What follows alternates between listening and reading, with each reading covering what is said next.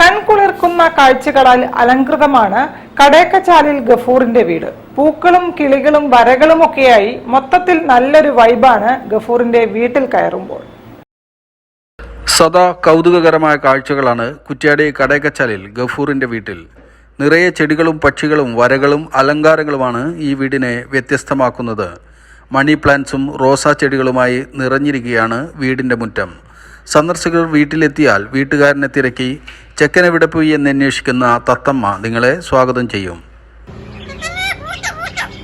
തത്തമ്മയെ പൂച്ച പൂച്ച എന്ന് മാത്രമല്ല മ്യാവു എന്ന് പറഞ്ഞ് പൂച്ചയെ കളിയാക്കാനും മിടുക്കിയാണ് ഈ തത്തമ്മ.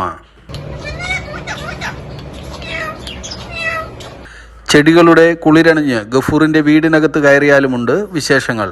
വീടകം മുഴുവൻ ചിത്രങ്ങളാണ്. ഇരിക്കുമ്പോഴും ഭക്ഷണം കഴിക്കുമ്പോഴും കിടക്കുമ്പോഴുമെല്ലാം കലാഭംഗി ആസ്വദിച്ചിരിക്കാം. ഇവയെല്ലാം തന്നെ ഗഫൂർ തന്നെ വരച്ചുണ്ടാക്കിയവയാണ്. പിന്നെ ഒരു കമ്പം ചെടിയോട് പിന്നെ കമ്പം കൊണ്ട് ചെയ്തതാണ്.